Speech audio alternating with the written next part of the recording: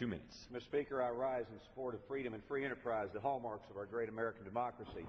A government that places high value on these principles does not force its citizens to hand over their hard-earned money for a mandatory product, in this case, health insurance. This is not just how it's done in America.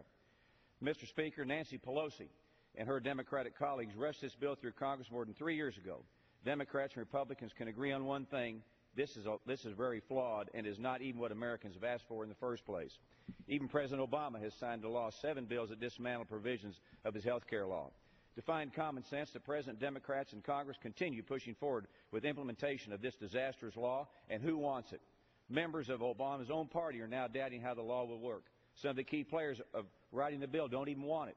Senator Max Baucus said the health care law is a train wreck, and Senator Jay Rockefeller said it's overly complicated and beyond comprehension. Architects of this law don't want it. Insurance companies don't want it. Majority of the public doesn't want it. Organized labor doesn't want it. And I can tell you, a small business owner of nearly 42 years, I can tell you that small businesses don't want it.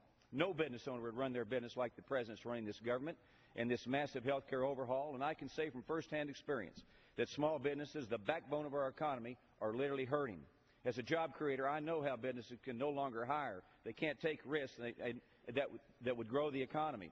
I've heard from people all over my district who have work available and positions ready to fill, but they can't hire anyone, or else they risk going over the number 50 employees and being subject to the ObamaCare employee mandate. Everybody wants to be at 49. How is this good for Americans in America? The struggling economy has already forced families to cut back and tighten their budgets. How does the President expect these hardworking taxpayers to pay an additional $3,000 each year for Obamacare? I've had employees come to me in tears, wondering how they're going to provide coverage for their families. And even the few Americans able to keep their current insurance will see their premiums rise by an average of 73%. Again, I ask, how is that good for America? Mr. Speaker, in closing, I'd like to quote Patrick Henry. He claimed the Constitution is not an instrument for the government to restrain the people. It is an instrument for the people to restrain the government, lest it come to dominate our lives and interests. Let's put an end to the chaos, do what's right for our families and businesses and tax dollars. Repeal Obamacare today. The quicker, the better.